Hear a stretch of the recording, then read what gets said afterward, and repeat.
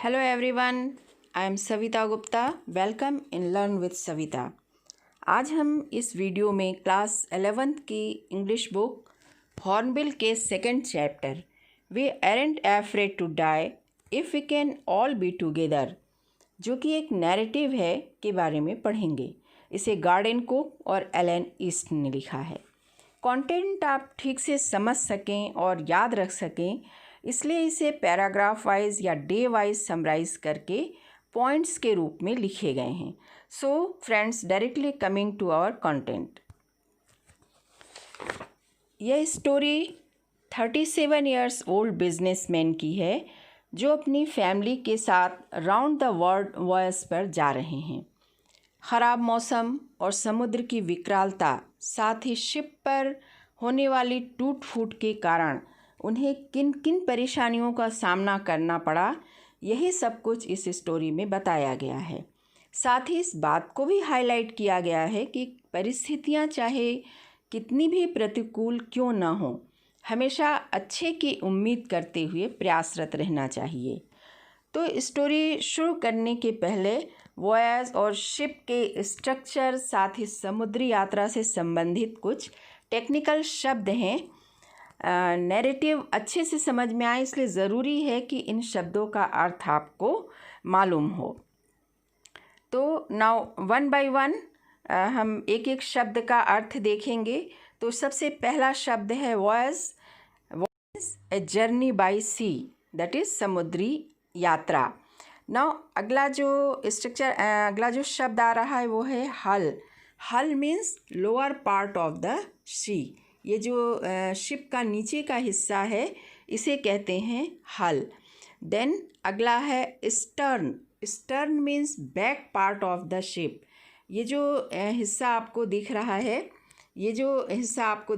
ये शिप का पिछला हिस्सा है. ये आगे का हिस्सा है शिप का, और ये शिप का पिछला हिस्सा है, और इसे कहते हैं स्टर्न या lower part of the ship. Next है रिगिंग, दैट इज़ रोप. मास्ट को और इसके पाल को, मस्तूल को बांधने के लिए जो रस्सियाँ यूज़ होती हैं, जिसे रिगिंग कहते हैं. नेक्स्ट है mast. A tall upright pole on the ship. आप ये देख रहे हैं कि लंबी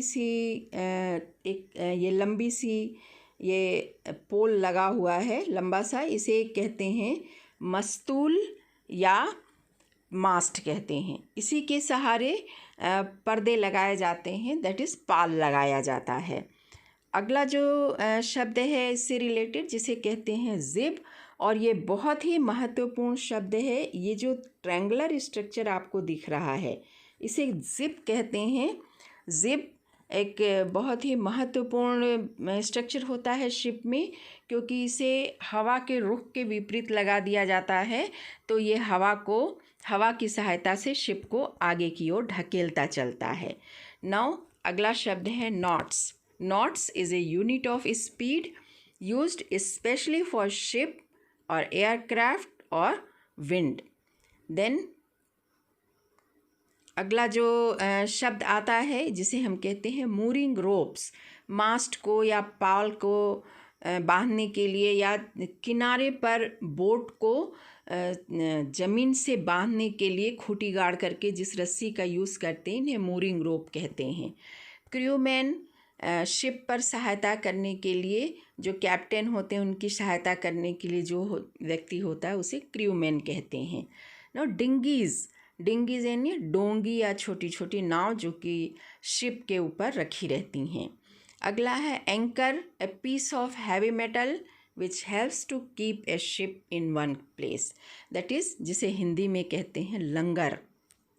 chart room. a room where charts, maps and measuring instruments are kept. एक ऐसा कमरा जहाँ पर समुद्री यात्रा और रास्ते में मिलने वाली सभी जगहों के बारे में चार्ट रखे होते हैं, इंस्ट्रूमेंट रखे होते हैं, मैप रखे होते हैं, कैंपस रखा होता है, कुछ स्पेयर सामान रखे रहते हैं. इनको ही चार्ट रूम कहते हैं. स्टीयरिंग शब्द से सभी आप परिचित हैं. एक व्हील होता है जिसे स्टीयरिंग व्हील कहते हैं, जिसकी सहायता से शिप की दिशा को बदली जाती है. Wheel to control the direction of ship. और gale that is violent wind, तेज़ तूफानी हवा। देन हीव टू लिफ्ट और to raise with great effort, प्रयासों के बाद उठाना। देन अगला आता है जो शब्द है इसी समुद्री यात्रा से संबंधित है। पहला शब्द है सेक्सटेंट। सेक्सटेंट क्या होता है कि आप देख रहे हैं ये एक स्ट्रक्चर है, एक फिगर है, एक डायग्राम है, तो इसको कहते हैं sextant. This is an instrument for measurement of one's position in sea. तो जब आप समुद्री यात्रा पर जाते हैं, वास्ट सी है, तो उस विस्तृत समुद्र के बीच में आपकी पोजीशन कहाँ है, या आप जिस जगह जा रहे हैं वो आपसे कितनी दूर है, इस चीज़ का जिस इंस्ट्रूमेंट से अंदाज़ा लगाया जाता है, इसी को हम कहते हैं सेक्सटेंट या मेजरिंग या लोकेशन डिटेक्टिंग डिवाइस कहते हैं। ठीक है। दूसरा जो शब्द आता है वो है campus and instrument with magnetic needle. तो कैंपस से भी आप सभी परिचित हैं, ये मैग्नेटिक निडल है और ये हमेशा उत्तर दक्षिण दिशा में रहता है और इसकी सहायता से आप ये डिटेक्ट कर सकते हैं कि आप कौन सी डायरेक्शन में जा रहे हैं। Off sea means near the shore, समुद्र के किनारे के नज़दीक। डोंग यानी होता है पुट ऑन, दैट इज़ पहनना। Bleak a land without vegetation, एक ऐसी ज़मीन जहाँ न के बराबर ग्रीनरी हो यानी कि हरियाली हो। Then hatch a small door in the floor of ship, जहाज के जो फ्लोर होता है वहाँ एक दरवाज़ा लगा रहता है जहाँ से नीचे उतर करके इंजन वाले रूम में जाने का कमरा होता है, इसी दरवाजे को कहते हैं hatch. Next starboard right hand side of the ship. Then made a call, that is rescue call. जब आप समुद्री यात्रा में कहीं फंस जाते हैं तो उस समय हेल्प के लिए जो सिग्नल आप भेजते हैं दैट इज़ नोन एज मेडे।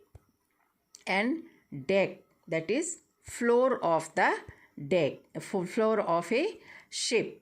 तो अगला कंटेंट आने के पहले हम सबसे पहले पॉइंट देखेंगे कि क्या क्या पॉइंट्स हैं इस पैराग्राफ में। Then there planned voyage for 3 years। Narrator a businessman 37 years old, his wife Mary, his son Jonathan 6 years old, his daughter Suzanne 7 years old, ship wave walker 23 meter long, 30 tons in weight, tested in the roughest weather condition, and practice spent 16 years honing seafaring skill in British water। तो narrator कह रहे हैं कि हमने 1976 में अपनी family के साथ इंग्लैंड के प्लायमाउथ से अपनी जर्नी शुरू की। यह नैरेटर और उनकी पत्नी का कॉमन ड्रीम था कि वे अराउंड द वर्ल्ड उन रास्तों से होकर समुद्र यात्रा करें जिनसे होकर उनके आइडियल जेम्स कुक ने समुद्री यात्रा की थी और कई जगहों को खोजा था।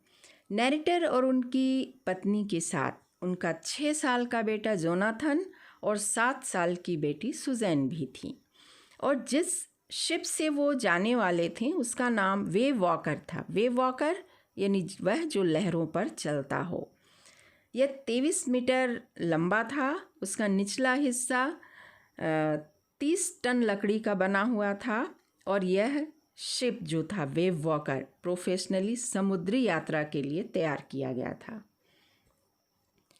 नैरेटर बताते हैं कि पिछले 16 सालों से वे समुद्री यात्रा करने की अपनी स्किल को इम्प्रूव कर रहे थे और उन्होंने वेव वॉकर को भी रफेस्ट वेदर कंडीशन में टेस्ट किया था, क्योंकि वॉयस के समय समुद्र और मौसम का मिजाज कब बदल जाए कुछ नहीं कहा जा सकता है। अतः इन विपरीत परिस्थितियों से निपटने की कुशलता होना बहुत आवश्यक हो जाता है अगर आप अपनी यात्रा को सही सलामत पूरा करना चाहते हैं। तो इन्हीं सब बातों को ध्यान में रखकर वे ब्रिटिश वाटर यानी समुद्री एरिया का वो हिस्सा जो ब्रिटेन के आसपास था वहीं वे प्रैक्टिस कर रहे थे। नेक्स्ट उनका सेकंड फेज शुरू होता है समुद्री यात्रा का। तो ये जो सेकंड फेज़ है journey from Plymouth to Cape Town. तो first phase of journey finished from Plymouth of England to Cape Town, that is west coast of Africa. Journey was pleasant. Hired 2 crewmen to assist them.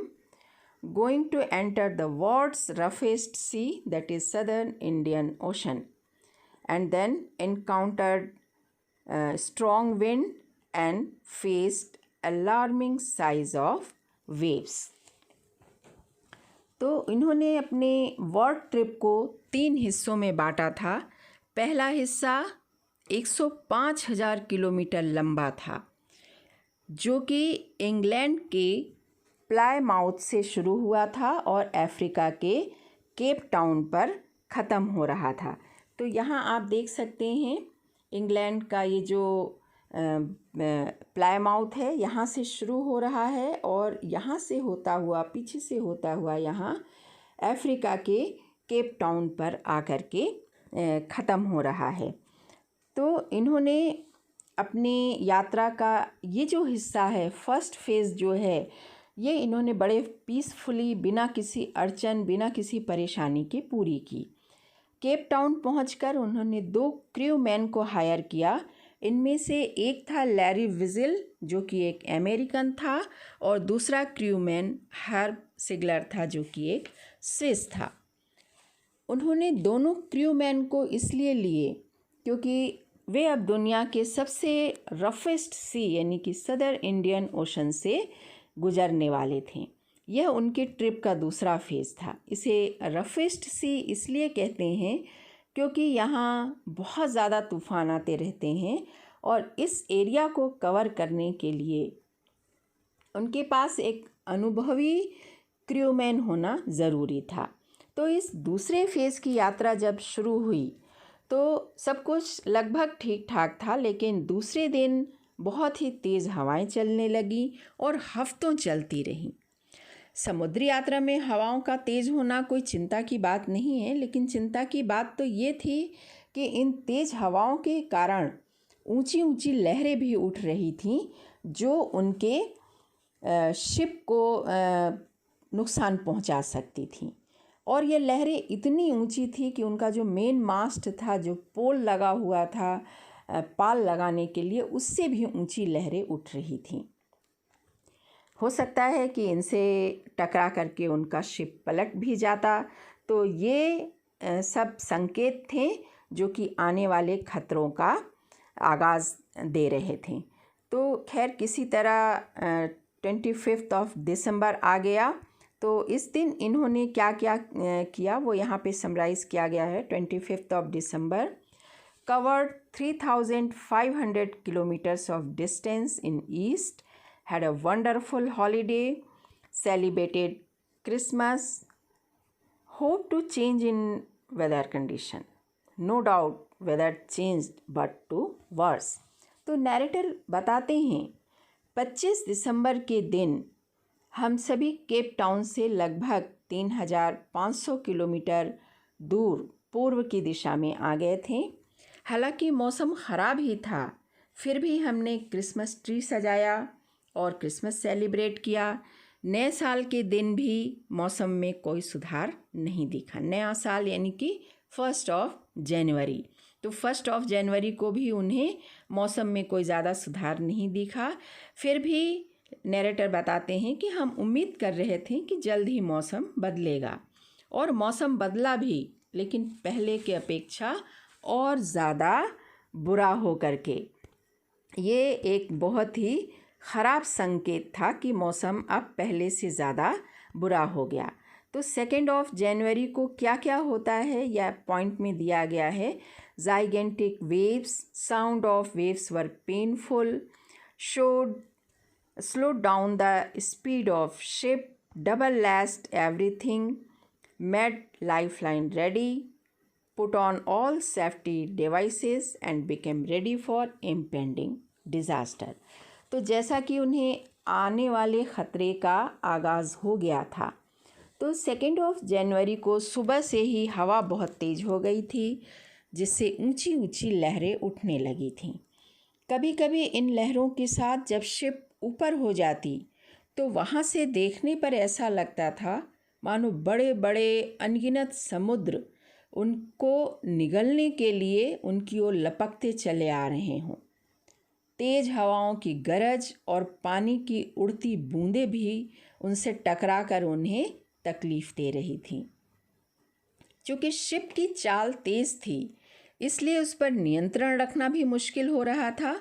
तो उन्होंने boat के speed को नियंत्रण करने के लिए एक रस्सी से एंकर को शिप के पिछले हिस्से में समुद्र में नीचे उतार दिया। नैरेटर बताते हैं कि आने वाली आपदा का आभास हमें हो गया था, तो उससे निपटने की हमने तैयारी शुरू कर दी थी। बोट को धीमा कर दिया था और लाइफ राफ्ट तैयार करके लाइफ लाइन से बांध दिया था। लाइफ जैकेट और ऑयल स्किन पहन लिया था और परिस्थितियों से 2-2 हाथ तय करने को तैयार हो गए थे। आप देखिए चित्र में ये लाइफ जैकेट दिखाया गया है, ये लाइफ सेविंग डिवाइस है और ये सभी जो क्रूमैन हैं और जो नैरेटर हैं ये इसे पहन करके तैयार हो गए हैं। देन अब आगे क्या होता है कि मौसम तो बहुत ही ज़्यादा चेंज हो गया था। 2 जनवरी को क्या होता है कि indication of impending disaster, unpleasant threatening silence mistook a huge vertical wave as a cloud. Huge wave strikes the ship, then water everywhere on the ship accepted his approaching death।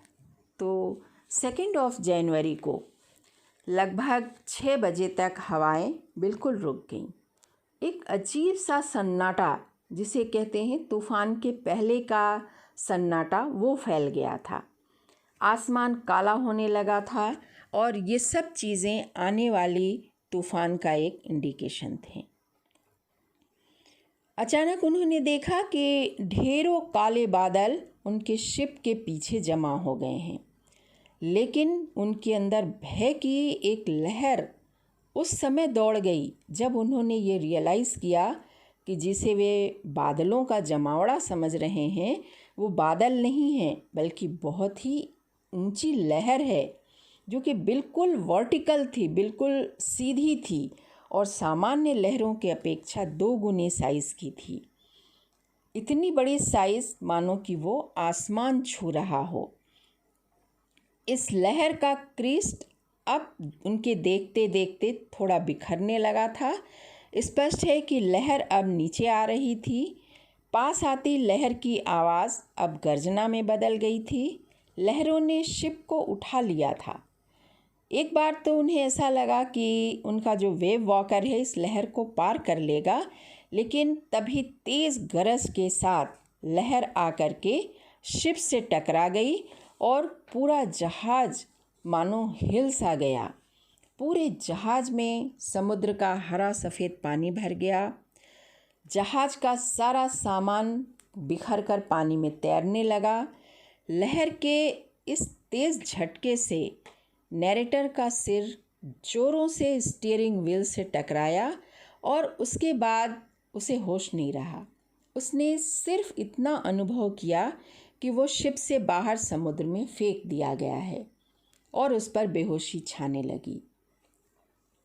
Narrator कह रहे हैं कि बेहोश होते होते भी मैंने एक शांति की अनुभव की, क्योंकि मैंने अपने आने वाली मृत्यु को स्वीकार कर लिया था। तो 2nd डे की जर्नी अभी चालू है और क्या क्या होता है 2 जनवरी को, और आगे समुद्र में हमारा नैरेटर गिर गया है, आगे क्या होता है।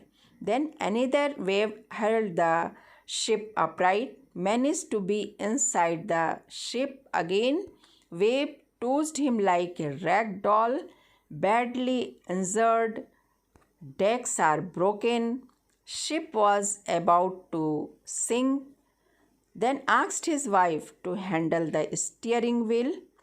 Then Larry and Herb pumping out the water, and children were also injured.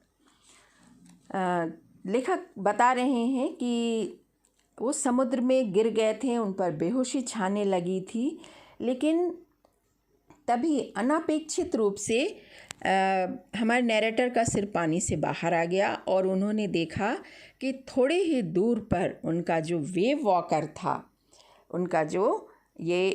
Walker था, ये पानी में लगभग डूबने ही वाला था और उसका जो मास्ट था, उसका जो पाल था, बिल्कुल पानी के ऊपर पड़ा हुआ था, हॉरिजॉन्टल पड़ा था।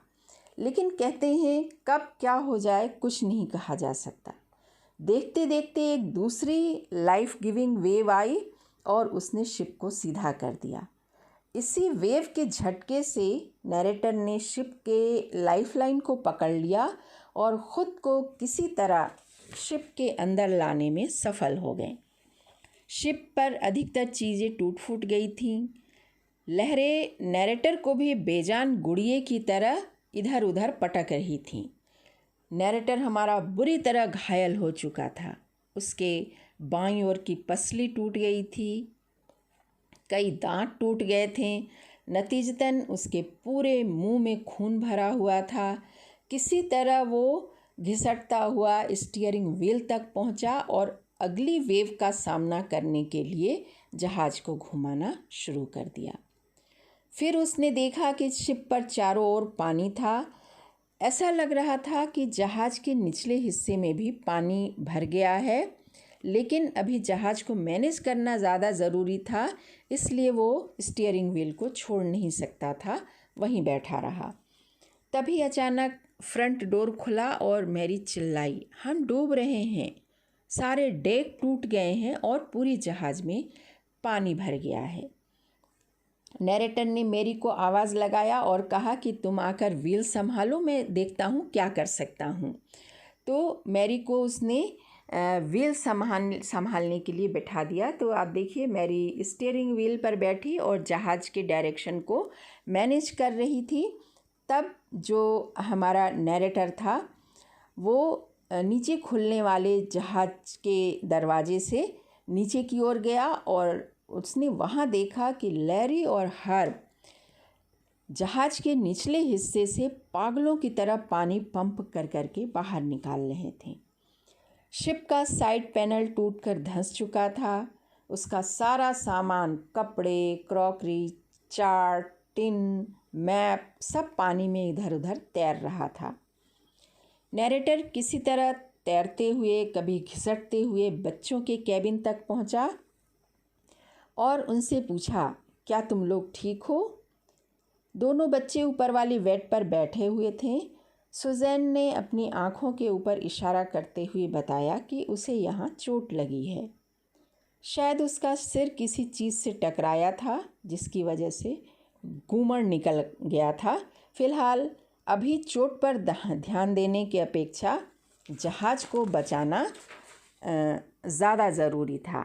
इसलिए नैरेटर ने कहा, इट्स ऑल राइट, मैं देखता हूँ क्या कर सकता हूँ। तो आगे क्या होता है, जहाज़ में बच्चों की कुशलता जानने के बाद क्या क्या होता है। Get things to repair the damage, hand pump blocked because of debris. One of the electric pump was short circuited. Then find out another working electric pump. Getting no reply to their rescue calls and situation made the children mature. तो उन्होंने बच्चों की कुशलता जानने के बाद ship को repair करने पर ध्यान दिया। तो रिपेयर करने का जो भी सामान उन्हें मिल सकता था, हैमर, स्क्रू, कैनवास, वाटरप्रूफ चीज़ें लेकर वो किसी तरह वापस डेक पर पहुँचे। तो हुआ यूँ था कि लहर के प्रचंड थपेड़े से स्टार बोर्ड यानी कि साइड पैनल जो थी शिप की वो टूट चुकी थी और हर लहर के साथ पानी वहाँ से अंदर आ रहा था। ये तो पक्का था कि अगर स्टार बोर्ड को रिपेयर नहीं किया गया तो शिप डूब जाएगी। इसलिए वे कैनवास और वाटरप्रूफ कपड़े से स्टार बोर्ड के टूटे हिस्से या वो सभी जगह जहाँ जहाँ छेद हो गया था वहाँ वहाँ वो रिपेयर करने की कोशिश करने लगे और काफ़ी हद तक उन्होंने रिपेयर भी कर लिया। फिर भी थोड़ा बहुत पानी लहरों के साथ अभी भी शिप के अंदर आ रहा था। अब शुरू होता है जहाज़ के अंदर से भरा हुआ पानी निकालने का सिलसिला।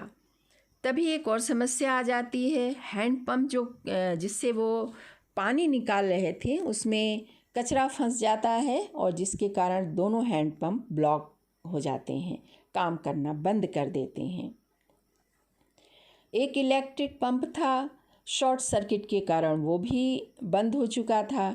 तभी नैरेटर को याद आता है कि चार्ट रूम में भी एक और इलेक्ट्रिक हैंड पंप पड़ा हुआ है, उसे लेकर आते हैं। लकीली वो काम कर रहा था और पानी निकालने का काम शुरू हो जाता है। आप देख सकते हैं कि कितनी तेज़ी से यहाँ पर इलेक्ट्रिक पंप की सहायता से पानी निकाला जा रहा है। तो इस तरह कड़कड़ाती ठंड पड़ रही थी और नैरेटर बताते हैं कि हम सभी पूरी रात पंप से पानी निकालते रहें, स्टीयरिंग व्हील भी संभालते रहें और रेडियो से सिग्नल भेजकर मदद के लिए कॉल भेजने का भी काम करते रहें। लेकिन नैरेटर बताते हैं कि हम सभी शायद ऐसे रिमोट एरिया में फंसे थे जहां सिग्नल नहीं मिल पा रहा था और न हमारा रेस्क्यू कॉल जा पा रहा था। इधर सुजैन के चोट और उसके घाव बड़े बुरी हालत में थे। सूजन भी तेज़ी से उसकी बढ़ रही थी। तो बाद में ऑथर उससे पूछते हैं, बेटा तुमने पहले क्यों नहीं बताया कि तुम्हें इतनी ज़्यादा तकलीफ़ है? तो छोटी सी बच्ची ने अपनी मैच्योरिटी या यूँ कह ले कि अपनी समझदारी का परिचय देते हुए कहा, डैडी आप हम सभी को बचाने की कोशिश में लगे थे, इसलिए मैंने आपको परेशान करना ठीक नहीं समझा। तो 2 जनवरी को इतना सब कुछ होता है, जहाज़ में डैमेज हो जाता है, हर व्यक्ति अपनी ओर से शिप को बचाने की कोशिश में लगा होता है। ठीक है, तो ऑथर हो, मैरी हो या क्रू मैन हो, बच्चे भी समझदारी दिखाते हैं। तो आगे देखते हैं अगले दिन यानी कि 3 जनवरी को क्या होता है। उनकी मुसीबतें कम होती हैं या नहीं, रेस्क्यू कॉल मिलता है या नहीं, वे किसी ठिकाने पर सुरक्षित पहुंच पाते हैं या नहीं पहुंच पाते हैं। अब आता है 3 जनवरी। 3 जनवरी water level inside the ship under control, had rest in rotation, damage below waterline, main rib framework damaged, main rib framework damaged. Main rib क्या होता है कि जहाज़ का जो नीचे का हिस्सा होता है जो कि इस टाइप का कर्व जैसा होता है, इसे कहते हैं मेन रिब स्ट्रक्चर। तो वहाँ भी डैमेज हुआ होता है। Then lost their main compass. सबसे बुरी बात कि वो अपना कंपास जो कि बहुत बढ़िया था वो इस लहर के साथ कहीं गायब हो गया था। went through chart and maps and made calculation about their location, then not possible to reach Australia and Isle Amsterdam was few kilometer away on the way। तो फाइनली 3 जनवरी की सुबह उन्होंने पंप से इतना पानी तो निकाल दिया कि अब उनका जहाज़ डूबने वाले खतरे के बाहर था। शिप के डूबने जैसी स्थिति से तो वे उबर चुके थे। अभी तक उनको नॉन स्टॉप स्ट्रगल करते हुए काफ़ी समय हो गया था और अब वे इस स्थिति में आ गए थे कि बारी बारी से कुछ देर वो आराम कर सकें। लेकिन नैरेटर को अभी भी लग रहा था कि कोई ना कोई ऐसी डैमेज वाली जगह छूट गई है जिसका रिपेयर नहीं हो पाया है और अभी भी वहाँ से पानी अंदर आ रहा है। काफ़ी चेक करने के बाद उन्होंने पाया कि वाटर लाइन के नीचे शिप की जो मेन रिफ फ्रेमवर्क है, जो कर्व जैसी रचना होती है, वो बुरी तरह डैमेज हो गया था और कुछ कबर्ड के पार्टीशन थे जिनकी वजह से वो जुड़कर टिका हुआ था। उस बड़ी लहर से टकराने के बाद अब तक 15 घंटे बीत चुके थे। वेव वॉकर की स्थिति अब ऐसी नहीं थी कि वो इससे ऑस्ट्रेलिया तक पहुंच सकें। ऑस्ट्रेलिया तक पहुंचना बिल्कुल नामुमकिन हो चुका था और ये बात ऑथर को अच्छी तरह समझ में आ गई थी। तो उन्होंने चार्ट और मैप को चेक किया तो पाया कि वे जिस रूट पर जा रहे हैं उधर से पूर्व दिशा में 2 छोटे आइलैंड हैं। इसमें से सबसे नज़दीक का आइलैंड था आयल एम्स्टर्डम। विस्तृत समुद्र में इस आइलैंड की स्थिति एक पिन हेड से अधिक नहीं थी। यह आयल एम्स्टर्डम फ्रांस की प्रॉपर्टी थी, जहां उन्होंने एक साइंटिफिक बेस या यूँ कह लें कि एक ऑब्ज़र्वेटरी की उन्होंने स्थापना की हुई थी। ये देखिए ऑब्ज़र्वेटरी जो है वो है और वहाँ पे रहने वाले लोगों के रहने के ठिकाने हैं। देन नैरेटर को लग रहा था कि अगर वे किसी तरह एम्स्टर्डम पहुँच जाएं तो शायद वे सरवाइव कर सकते हैं, अपने शिप का वहाँ रिपेयर भी कर सकते हैं और फिर आगे जर्नी पर बढ़ने के लिए तैयार हो सकते हैं, या फिर ये भी हो सकता है कि वहाँ पर कोई उन्हें सहायता मिल जाए। लेकिन उस आइलैंड तक पहुँचने के लिए ये ज़रूरी था कि हवा की रफ्तार कम हो, लहरें भी थोड़ी शांत हो ताकि वे मस्तूल लगा सकें, और फिर लहरों के प्रचंड प्रहार के कारण शिप का जो सेकेंडरी या कह लें कि स्पेयर इंजन था वो भी डैमेज हो चुका था। लेकिन ये सारी सिचुएशन उनके अपने हाथ में तो थी नहीं, इसलिए वे लग रहा था कि आइलैंड तक पहुंचने की उनकी स्थिति लगभग ना के बराबर है। तो आइए आगे देखते हैं क्या होता है। नेक्स्ट जो पॉइंट्स है, on 4th January water level under full control, water level inside the ship, still couldn't set mast अभी नहीं लगा सकते थे। it may exert pressure on starboard, मास्ट के वज़न और रस्सियों का वज़न प्रेशर देता। After 2 days ate corned beef and cracker biscuits, relief was short-lived, weather changed again to worse। तो इस तरह लगातार 36 घंटे तक पानी को पंप से निकालने के बाद अब शिप के अंदर कुछ इंच ही पानी रह गया था। आइलैंड तक पहुंचने के लिए ये ज़रूरी था कि जहाँ जहाँ डैमेज हुआ है उस जगह को रिपेयर कर किसी भी तरह पानी को अंदर आने से रोका जाए, और साथ ही ये भी ज़रूरी हो गया था कि शिप की स्पीड को भी कम किया जाए। लेकिन शिप की स्पीड को कम करने के लिए वे मस्तूल इसलिए भी नहीं लगा पा रहे थे कि अगर वे मस्तूल लगाते तो उसका वज़न और उसको बांधने के लिए जिन रस्सी और चेन का प्रयोग होता उसका भी वज़न जहाज़ के फ्रेमवर्क पर पड़ता, जो ऑलरेडी टूटा फूटा हुआ था, और इसका नतीजा ये होता कि जहाज़ को और ज़्यादा नुकसान पहुंचता। तो मस्तूल वो लगा नहीं पा रहे थे। तो स्पीड को कम करने के लिए उन्होंने सिर्फ स्टॉर्म जिप लगा दिया और मात्र इसी के सहारे वो आइलैंड की तरफ अपने जहाज़ को मोड़ दिए। थोड़ी राहत मिली तो मैरी ने खाने का सामान ढूंढा। उन्हें कुछ कॉर्न बीफ और क्रैकर बिस्किट्स मिले।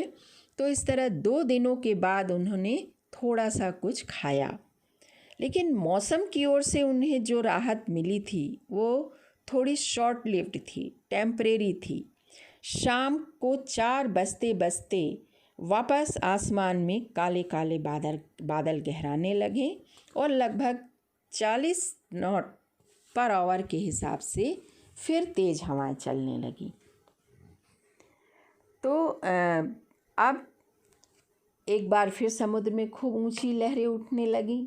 वे सब एक बार फिर निराश हो गए, क्योंकि उनका जहाज़, उनका वेव वॉकर इस परिस्थिति में तो अब बिल्कुल नहीं था कि वो समुद्री तूफ़ान की इस स्थिति को झेल सके।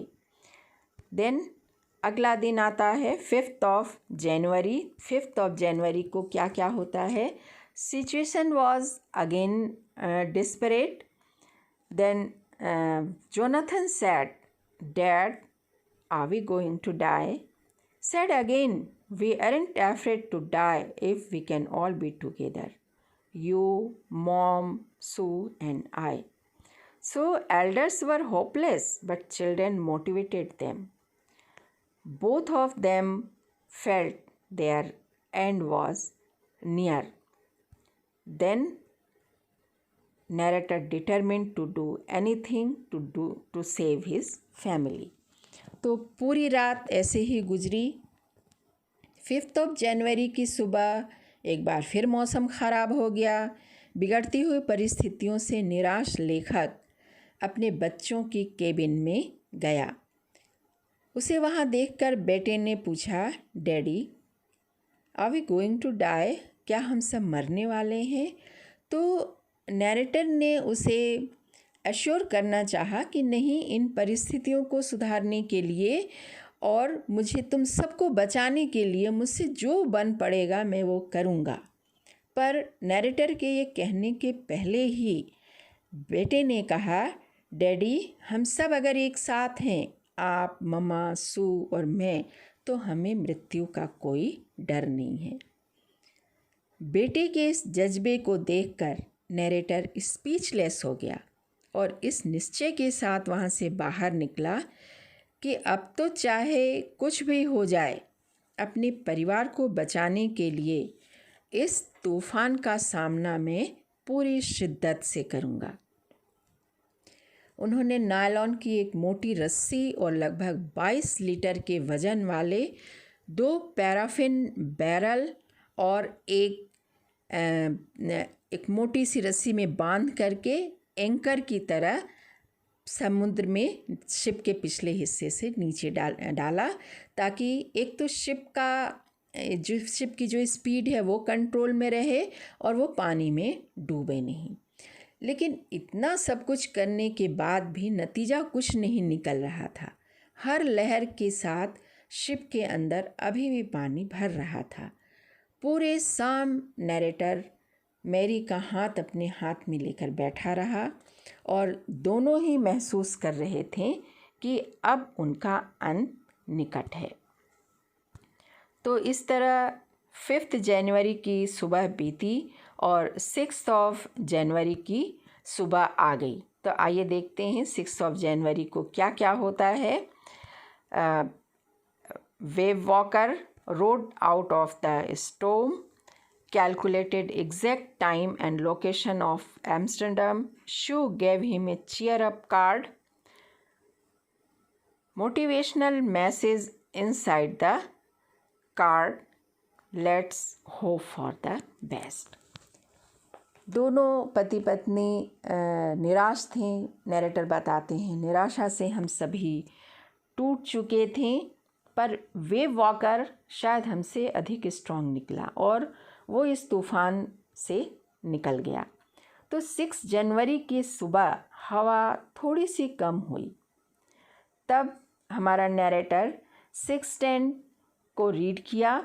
सेक्सटेंट के बारे में मैं बता चुकी। यह एक ऐसा यंत्र है जिससे आप अपने पोजीशन, आपकी लोकेशन का पता कर सकते हैं, या आप जहां जाने वाले हैं वो लोकेशन आपसे कितनी दूरी पर है इसका अंदाज़ा आप लगा सकते हैं। चार्ट रूम में जाकर हवा की स्पीड को कैलकुलेट किया, रास्ते के बदलाव को और लहरों के उतार चढ़ाव का स्टडी किया और फिर अपनी लोकेशन जानने की कोशिश की। तो उन्हें पता चला कि समुद्र के जिस हिस्से में है वो पूरा 150,000 किलोमीटर का विस्तृत एरिया है और जिस एम्स्टर्डम को वो खोज रहे थे उस एरिया में एक छोटा सा लगभग 65 किलोमीटर चौड़ा एक छोटा सा आइलैंड है, आइल एम्स्टर्डम। तो समुद्र का एरिया देखिए 150,000 किलोमीटर लंबा चौड़ा और जिस एम्स्टर्डम को आइल एम्स्टर्डम को ढूंढ रहे थे वो 65 किलोमीटर है। कितना छोटा है, एक पिन हेड के बराबर का था समुद्र के सामने। तो समुद्र में इस आइलैंड को ढूंढना भूसे में से सुई ढूंढने जैसा था। वे निराश थे, लेकिन निराशा की इस घड़ी में बच्ची शू जो कि बुरी तरह घायल थी, यहाँ आप देख सकते हैं उसकी आँख इतनी ज़्यादा सूजन है कि आँख लगभग बंद हो गई है। सिर के पिछले हिस्से में भी काफ़ी सूजन थी उसकी। तो उस बच्ची ने एक कार्ड बनाया अपनी इस वर्स्ट कंडीशन में भी और अपने फादर को इनकरेज किया। उस कार्ड में सू ने अपने मॉम डैड का एक कार्टून इमेज बनाया था और उसमें लिखा था, here are some funny people. देखो इस कार्ड में कुछ बड़े ही फनी मज़ेदार लोगों का चित्र है। Did they make you laugh? क्या आपको इन्हें देखकर हंसी आती है, मज़ा आता है आपको? आई लाफ्ड ए लाफ। मुझे तो बहुत मज़ा आया। इस कार्ड के अंदर एक मैसेज था, oh how I love you both. Suzanne ने लिखा था कि मॉम डैड हम आपको बहुत प्यार करते हैं। So this card is to say thank you. और आप हम दोनों के लिए जो कुछ भी कर रहे हैं, मेरे लिए और जोनाथन के लिए जो भी कर रहे हैं उसके लिए thanks. Let's hope for the best. हमें निराश नहीं होना है और हमें अच्छे की आशा करना है। तो बच्चों से मिले इस इमोशनल सपोर्ट के कारण एक बार फिर ऑथर शिप को बचाने की दिशा में जुट गया। तो इस तरह से अगला जो टाइम आता है वो बताता है कि मेन कंपास वाज लॉस्ट। आगे के पैराग्राफ में spare one was not working properly, so kept error margin in the calculation, then told Larry to move at 185 degree, then tired and dozed off, then wake up at 6 p.m. अब समुद्र में वे अपनी location को confirm करना चाह रहे थे। उनका मेन कंपास तो गुम हो चुका था और अब वे जिस स्पेयर कंपास का यूज़ कर रहे थे वो मैग्नेटिक फील्ड के वेरिएशन को ठीक ठीक डिटेक्ट नहीं कर पा रहा था। तो कंपास के होने वाले इस एरर को, इस प्लस माइनस को उन्होंने अपने कैलकुलेशन में मार्जिन में जगह दिया। इंडियन ओशन के इस हिस्से में जहाँ वो थे, जो लहरें आती थी उनका डायरेक्शन वेस्ट की ओर होता था। इस एरर को भी उन्होंने मार्जिन में रखा और फिर कैलकुलेट किया कि उन्हें कितने डिग्री के डायरेक्शन में जाना होगा। सारा कुछ कैलकुलेशन करने के बाद लगभग 2 बजे वो डेक पर आए और लैरी को जहाज़ मोड़कर 185 की डायरेक्शन में ले चलने को कहा और बोलें कि अगर हम लकी होंगे, हमारी किस्मत अच्छी होगी तो हम 5 बजे तक आइलैंड पहुंच जाएंगे। नैरेटर तो कॉन्फिडेंट था, पर लैरी के चेहरे से लग रहा था कि उसे ऑथर पर भरोसा नहीं है। फिर भी उसने कैप्टन के बताए डायरेक्शन में जहाज़ को मोड़ दिया।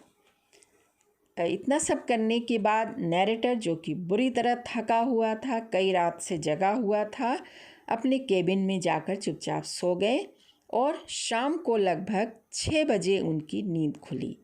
तब तक अंधेरा फैलने लगा था और उन्हें लगा कि उन्होंने शायद उस छोटे से आइलैंड को मिस कर दिया।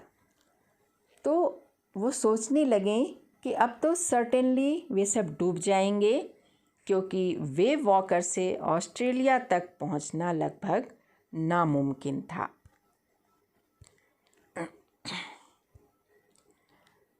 Then children said that you are the best dad in the world. Reached Amsterdam, most beautiful island in the world. All 28 inhabitants cheered them. Effort of crewmen, his wife and children are appreciated. Then optimism of children. अभी narrator ये सोच ही रहे थे, तभी उनका बेटा अपने बिखरे हुए बालों के साथ उनके पास आया और पूछा, डैडी क्या मैं आपको हग कर सकता हूँ? सू भी उसके पास खड़ी थी। नैरेटर ने हग करने का कारण जानना चाहा तो जोनाथन ने कहा, आप दुनिया के सबसे अच्छे पापा हैं और सबसे अच्छे कैप्टन हैं, इसलिए मैं आपको हग करना चाहता हूँ। ऑथर, जो अभी भी निराशा की स्थिति में था, उसने कहा, आज नहीं बेटा, अभी मैं बहुत स्केयर्ड हूँ, बहुत डरा हुआ हूँ। आगे वो कहते हैं कि आज न तो मैं सबसे अच्छा डैड साबित हुआ और न ही सबसे अच्छा कैप्टन। तब सू ने कहा, आप ऐसा क्यों कह रहे हैं? आपको तो प्राउड फील होना चाहिए क्योंकि आपने आइलैंड ढूंढ लिया है। इतना सुनते ही खुशी से शॉक्ड होकर ऑथर चिल्लाया, क्या? दोनों बच्चे एक साथ चिल्लाएं। हाँ डैड, हमने आइलैंड ढूंढ लिया है। आइलैंड हमारे सामने है। तो देखिए, ये है ऑल एम्स्टर्डम। तो उन्होंने कहा कि आइलैंड हमारे सामने है और इसकी साइज़ एक बड़े से युद्धपोत शिप के बराबर है। नैरेटर दौड़कर डेक पर गया और बड़े राहत के साथ उसने इस आइल एम्स्टर्डम को देखा। फाइनली उन्हें आइलैंड मिल गया था। ये एक वॉल्केनिक रॉक जैसा बंजर सा आइलैंड था जिस पर ग्रीनरी लगभग ना के बराबर थी। और ये आपको पहले ही बताया जा चुका है कि ये जो आइलैंड है ये फ्रांस की प्रॉपर्टी थी, जिस पर इन्होंने एक ऑब्जर्वेटरी सेटअप कर रखा था, साइंटिफिक ऑब्जर्वेटरी थी। उन्हें ये आइलैंड विश्व का सबसे सुंदर आइलैंड लगा, क्योंकि यही तो उनके जीवन जीने की आखिरी उम्मीद थी। उसे देखकर उन्हें लगा कि अब वे सरवाइव कर सकते हैं, अब वो बच जाएंगे। उन्होंने शिप को समुद्र के किनारे पर खड़ा किया और पूरी रात शिप में ही बिताई। अगली सुबह उस आइलैंड के जो रहने वाले थे, जो यहाँ के इन्हेबिटेंट थे, उन लोगों ने उनको चीयर अप किया और शिप को आइलैंड तक ले आई। और फाइनली वो ज़मीन पर पहुंचकर बहुत खुश हुए और इन सब का क्रेडिट उन्होंने अपने साथ के लोगों को दिया। उन्होंने क्रूमैन की तारीफ़ की कि इतनी विकट परिस्थितियों में भी उन्होंने उम्मीद नहीं छोड़ी थी, लगातार काम करते रहें और उनका ये एफ़र्ट था कि वे आज यहाँ पहुँचे और ज़िंदा हैं। फिर अपने पत्नी मेरी की भी तारीफ़ की, जो उसने हिम्मत नहीं हारी, नैरेटर को मोरल और मेंटल सपोर्ट देती रही और स्टीयरिंग व्हील भी संभालती रही। उन्होंने अपने 6 साल के बेटे जोनाथन के बारे में सोचा, जिसने ये कहकर नैरेटर को मोरल सपोर्ट दिया कि we aren't afraid to die if we can all be together. और उसका यही कथन इस नैरेटिव का टाइटल या शीर्षक बना। और फिर उसने 7 साल की बेटी, अपनी घायल बेटी, जो बुरी तरह घायल होने के बाद भी जिस तरह कार्ड देकर उन्हें चीयर अप किया और मोटिवेट किया, उससे उसकी समझदारी झलकती थी। फिर इसके बाद वो किसी तरह मैनेज होकर अपने होमलैंड पहुंचते हैं। वहाँ होमलैंड पहुंचने के बाद जो सुज़ैन की इंजरी थी, Suzanne was operated 6 times. Life was full of challenges. Then we should face these challenges with positive attitude. Family and its moral support is must. तो बाद में सुज़ैन के इस इंजरी को ठीक करने के लिए उसे 6 बार ऑपरेट करना पड़ा, क्योंकि चोट के कारण उसके स्किन और स्कल के बीच में बार बार ब्लड क्लॉट बन जाता था। तो इस तरह उन्होंने सभी की तारीफ़ की। उनके फैमिली मेम्बर और स्क्रूमैन सभी आशावादी थे, पॉजिटिव थिंकिंग वाले थे और उनकी हिम्मत ने ही सबकी जान बचाई। तो इस नैरेटिव से बच्चों ये मैसेज मिलता है कि हमारा जीवन खतरों से भरा हुआ है, हौसले के साथ इसका मुकाबला करना चाहिए। परिस्थितियाँ कितनी भी विपरीत क्यों ना हो, उम्मीद कभी नहीं छोड़नी चाहिए। परिवार और मोरल सपोर्ट व्यक्ति को हिम्मत देता है और एक कुशल नेतृत्वकर्ता अपनी सफलता का क्रेडिट कभी खुद नहीं लेता है, बल्कि अपने साथ के लोगों को देता है। उम्मीद है बच्चों कि ये नैरेटिव आपको अच्छी लगी होगी। साथ ही ये भी उम्मीद है कि आप इस नैरेटिव के मैसेज को भी अपने जीवन में उतारेंगे। इस वीडियो को लाइक करके शेयर करें और सब्सक्राइब का बटन ज़रूर दबाएं, ताकि आने वाले वीडियो की जानकारी आपको मिलती रहे। Thank you very much. Have a nice day. Good bye.